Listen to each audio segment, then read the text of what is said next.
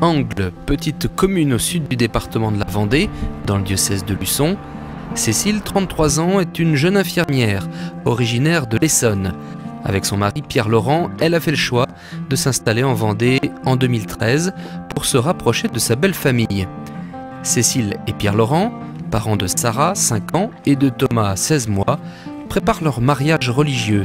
Mais auparavant, une étape essentielle dans la vie de Cécile, son entrée dans l'église à la suite du Christ par son baptême. Mon cheminement a commencé quand j'étais jeune. J'ai perdu mon grand-père maternel et ça a été un deuil très difficile pour moi. J'ai eu à ce moment-là la sensation d'une présence à côté de moi et ça m'a suivi tout au long de mon adolescence. J'ai grandi avec cette présence. J'ai eu aussi un appel des églises d'avoir envie de les visiter, d'avoir envie d'être dans ces lieux de recueillement. Voilà, tout ça a mûri tout au long de mon enfance, de mon adolescence. J'ai eu des discussions avec ma maman sur mes grands-parents, sur mes tantes, mes oncles. Et je me suis rendu compte que ces gens-là qui avaient marqué mon enfance finalement avaient ces comportements et finalement étaient croyants, ce que je ne savais pas. Mon milieu familial n'était pas du tout porteur au niveau de la foi. Je suis issue d'une famille non pratiquante. J'ai eu aucune éducation religieuse. Et c'est vraiment un cheminement que j'ai fait moi intérieurement et voilà, au fur et à mesure de mon évolution finalement. Un beau jour de 2013, Cécile saute le pas et prend son téléphone pour appeler le presbytère de son village. Quand je décide d'appeler le presbytère à Angles, j'ai vraiment envie à ce moment-là de mieux connaître l'Église, de mieux connaître Dieu et d'essayer de trouver des réponses à toutes mes questions sur la foi, sur cette présence qui me suit depuis que j'ai 9 ans. Voilà, c'est vraiment ça le but. Depuis 2 ans, Cécile chemine vers son baptême à l'aide d'une équipe, des personnes accompagnant, issues de sa paroisse, la paroisse Notre-Dame de Lumière. Tous les mois, au presbytère d'Angles, elle rencontre son équipe, Françoise, Jean-Paul et Philippe. Toutes les semaines, on a une fiche qui nous est proposée et sur cette fiche, nous donnons notre expérience, notre réflexion avec l'ensemble des textes et ce qui nous permet de pouvoir discuter avec Cécile, qui lui permet de travailler et puis de répondre à des questions qui sont posées déjà sur les textes, dans les textes eux-mêmes. Aujourd'hui, la rencontre Prier Dieu, Cécile avait la feuille la dernière fois que nous nous sommes rencontrés, elle est partie avec cette fiche, elle y a réfléchi, elle nous apporte son travail qu'elle a écrit ou qu'elle a pensé, et ce thème nous a emmenés en conclusion vers la messe, le déroulement de la messe, avec tout le questionnement de Cécile, où nous avons essayé de répondre les uns et les autres au déroulement d'une messe, un déroulement classique. Nous avons ciblé les étapes d'une messe en 4 temps, en faisant une relation avec notre vie de tous les jours. La catéchèse m'apporte des réponses, déjà, pour commencer. Et puis, de pouvoir dialoguer sans a priori, sans jugement sur ce que je ressens, sur ce que je vis. Ça m'apporte aussi une autre vision des choses, de la vie, des idées plus précises en fait, de ce que je veux faire de ma vie, de ce que j'aimerais que ma vie soit. Par exemple, les enfants, ça pourrait paraître évident de consacrer du temps aux enfants, mais pris dans le quotidien, on pense prendre le temps, finalement, on ne prend pas assez. Et ça a été un peu, pas une révélation, mais voilà, quelque chose qui m'est apparu en me disant, mais les enfants, voilà, il faut que je passe plus de temps avec eux. Ça, c'est comme ça que je souhaite faire. Les Sables d'Olonne, premier dimanche de Carême, presbytère de l'église Saint-Pierre, non loin du Remblai. Les catéchumènes vendéens, qui seront baptisés dans la nuit de Pâques, prennent un temps ensemble autour d'Yves Loiseau, le responsable diocésain du catéchuménat, et de Monseigneur Castet, notre évêque, venu présider la célébration de l'appel décisif.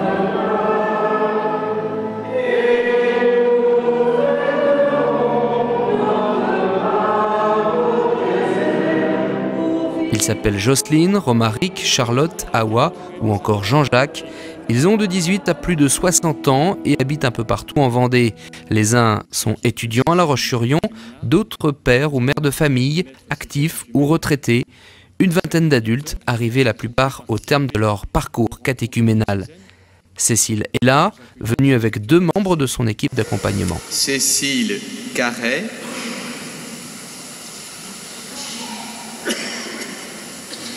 Astrid Marie Niaé. Avant la célébration qui prend place dans la messe du dimanche de cette église de la paroisse des Sables d'Olonne, Monseigneur Castet adresse au groupe un petit mot de bienvenue et d'encouragement. Il leur rappelle qu'ils ne sont pas seuls à cheminer vers le baptême. Dans le diocèse, une cinquantaine de personnes se préparent à ce sacrement, un parcours qui dure souvent 2 ans, voire plus. Et en France, on compte actuellement près de 8000 catéchumènes. Nos catéchumènes, à l'image de Cécile, sont venus entourés également de leur équipe, entourés des prêtres qui peuvent les accompagner et aussi de leurs futurs parrains et marraines. Présents dans la procession d'entrée, au premier rang de la communauté, c'est peut-être pour eux le premier moment solennel en église, au-delà des limites de leur paroisse. Alors d'avoir rencontré les autres catéchumènes, ça me fait prendre conscience que finalement l'église n'est pas fermée. C'est vraiment ouvert à tous. Et vraiment, voilà, moi c'est ça qui m'a marqué, c'est de me rendre compte que l'église c'était très varié et c'est enrichissant. C'est très important de pouvoir avoir le choix du baptême à n'importe quel moment de sa vie. Voilà, parce qu'il y a des gens qui vont cheminer à 40 ou 50 ans, d'autres comme moi à 30 ans. Enfin, oui, je trouve ça très important d'avoir le choix de pouvoir se faire baptiser, de pouvoir entrer dans l'église à n'importe quel âge. L'appel décisif est la réponse du catéchumène à l'appel de Dieu. Le Seigneur est le premier qui appelle, comme l'évoque notre évêque dans son homélie.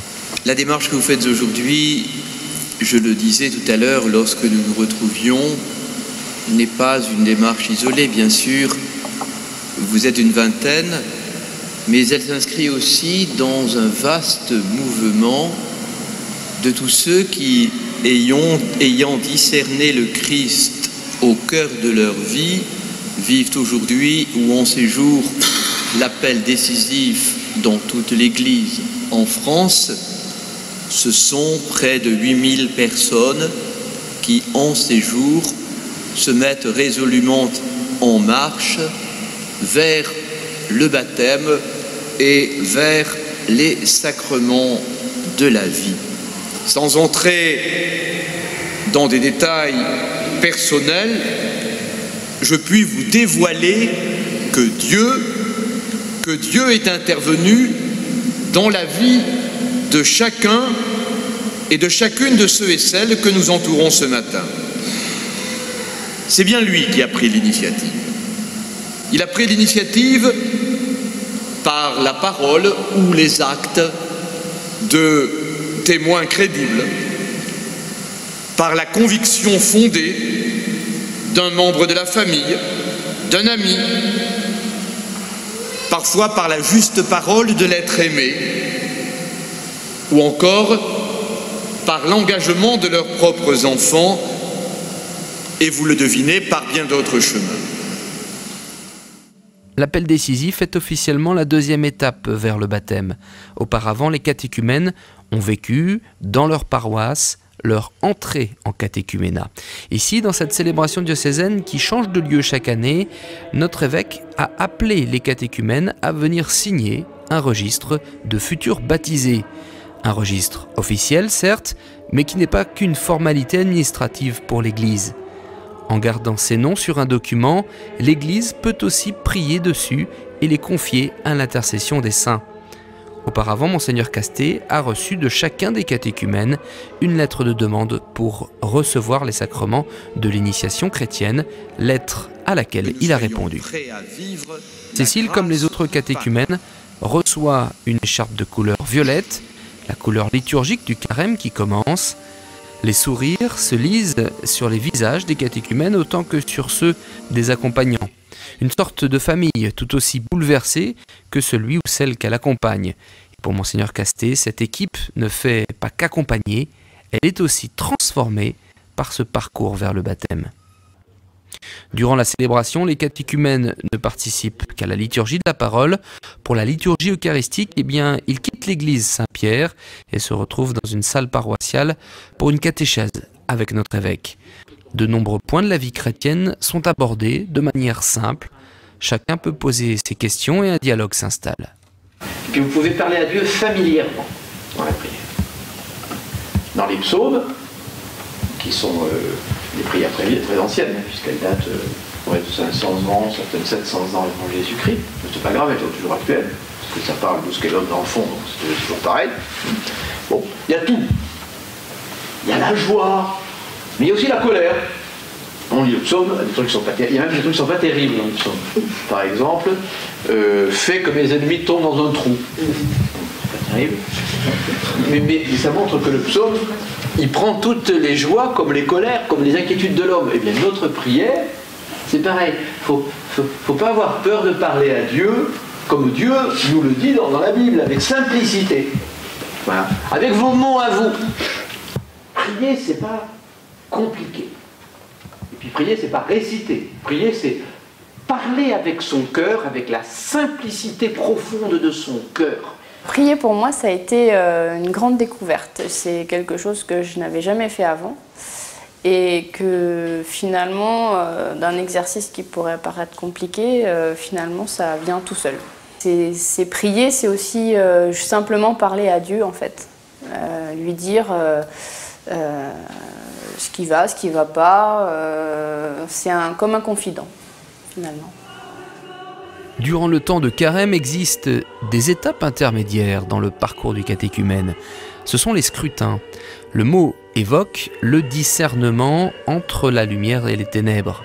Ces rites pénitentiels célébrés au cœur de la messe les 3e, 4e et 5e dimanches de carême font entrer les catéchumènes dans le temps appelé de la purification et de l'illumination, car cette période est un temps de retraite spirituelle et de conversion propice au carême. Une période qui est l'occasion pour les catéchumènes de peser les choix qu'ils ont faits et qu'ils auront toujours à faire, d'affermir leur désir continuel de conversion. L'expérience montre que ce temps peut être très important pour eux, avec des combats intérieurs, le surgissement de doutes, de peurs, les pressions de l'entourage. Pour un de ces rites, Cécile est venue avec sa petite famille dans l'église de la Tranche-sur-Mer. L'assemblée est debout et elle entoure la catéchumène de sa prière. Christ soit notre lumière. Pour qu'elle reconnaisse que Jésus est la lumière du monde et qu'elle se laisse conduire par lui, prions. Christ soit notre lumière. Pour qu'elle soit gardée du mal par celui qui enlève le péché du monde, prions. Pour qu'elle vive en enfant de Dieu, même si le monde est encore soumis au péché, Christ soit notre lumière. Pour qu'elle soit... La place du scrutin au cœur de l'Eucharistie est importante pour le futur baptisé qui découvre vraiment le cheminement. Le but même de la vie chrétienne, c'est de lutter contre le péché, de se convertir pour suivre Jésus-Christ. Et donc déjà, en le vivant avant le baptême, il prend conscience de ce qu'il va vivre tout au long de sa vie. Alors mon entourage proche respecte tout à fait mon choix de cheminement et d'aller vers le baptême. Après, je me rends compte que pour l'entourage un peu moins proche, pour certains amis, ça leur pose pas problème, mais je me rends compte que ça les interroge. Mon mari se dit non-croyant et pourtant il me suit, il me soutient dans mes démarches, il m'accompagne et c'est un élément important de mon cheminement. Voilà, il m'apporte beaucoup et m'aide beaucoup dans mon cheminement. Seigneur notre Dieu, par ton Fils qui est la lumière du monde, tu as donné aux hommes la clarté de ta lumière. Nous voici à la Vigile pascale, c'est le grand jour pour Cécile qui fera son entrée dans quelques minutes dans la grande famille des chrétiens. Traditionnellement, les baptêmes d'adultes se font en majorité durant cette nuit de Pâques, une nuit illuminée par le feu puis par le cierge pascal allumé devant la communauté paroissiale ici rassemblée devant l'église d'Angles. Une nuit des ténèbres illuminée par le Christ ressuscité d'entre les morts, par le bain du baptême. Tel un premier de cordée, le Christ va entraîner à sa suite Cécile. Ces actes réalisés par l'Église que sont les sacrements tirent leur source des gestes mêmes du Christ. Quand l'Église baptise, confirme, réconcilie ou célèbre l'Eucharistie, c'est Dieu lui-même qui baptise, confirme. C'est le Christ qui agit dans les sacrements par l'intermédiaire des ministres de l'Église. Les sacrements et le baptême en premier lieu vont nous unir au Christ par l'action de l'Esprit Saint. Il relie les hommes à Dieu. Il nous configure pour la vie éternelle en nous faisant entrer dans le corps du Christ, donc de l'Église. Le baptême, dites-vous, est une chose importante pour moi.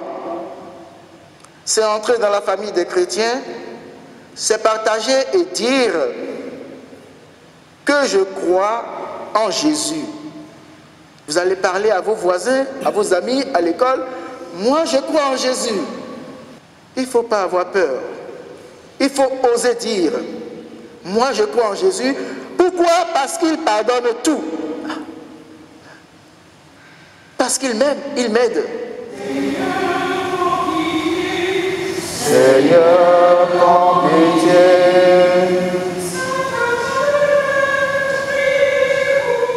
La liturgie baptismale commence par plusieurs prières, notamment la litanie des saints.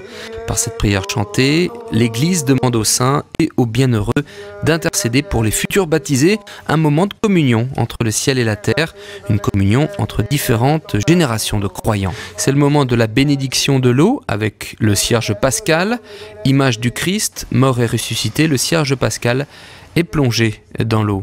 Ressuscite avec lui pour la vie. Cécile et trois petites filles qui vont aussi être baptisées, Suzanne, Angèle et Marie, professent leur foi et renoncent publiquement au mal et au péché. Le baptême, proprement dit, peut avoir lieu. Oui, je crois. Oui, je crois. Oui, je crois. Cécile, je te baptise au nom du Père, du Fils et du Saint-Esprit. Baptisé dans le Christ, vous avez revêtu le Christ, nous rappellent les paroles du rituel. Aux nouveaux baptisés, on remet ainsi des écharpes blanches. Depuis le cierge pascal et par l'intermédiaire des parrains et marraines, on transmet également la lumière du Christ à Cécile et aux autres baptisés. Dans le Christ, vous êtes devenus lumière. Enfin, Cécile reçoit le deuxième sacrement de l'initiation chrétienne, le sacrement de la confirmation. Après la prière de demande au Père pour envoyer son Esprit Saint, une épiclèse, le prêtre applique sur le front de Cécile une onction d'huile consacrée, le Saint-Crème. Le prêtre confirme le baptisé dans le don de l'Esprit Saint reçu avec le baptême. C'est un peu le sacrement de l'envoi en mission, car le confirmé s'engage publiquement à vivre en chrétien. La messe de la nuit de Pâques suit son cours. C'est maintenant la communion au corps et au sang du Christ, le moment pour Cécile de vivre le troisième et dernier des sacrements de l'initiation. Saint Augustin a exprimé avec un style sans égal cette dynamique qui relie les trois gestes sacramentels de l'initiation.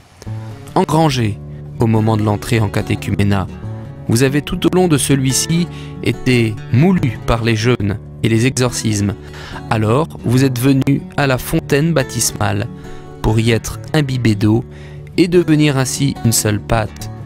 Puis vous avez été cuit au feu de l'Esprit et vous êtes devenu le pain du Seigneur. Et il ajoute cette formule devenue célèbre: soyez donc ce que vous voyez et recevez ce que vous êtes. Du baptême à l'Eucharistie, c'est donc un unique processus. Nous devenons pleinement les membres du corps ecclésial du Christ en participant à son corps eucharistique. Dans l'église d'Angles, fraîchement restaurée et ouverte pour l'occasion, la célébration de Pâques est terminée. C'est le moment des traditionnelles photos. Après la signature des registres de baptême, Cécile nous livre ses premières impressions de jeunes baptisés, de jeunes néophytes.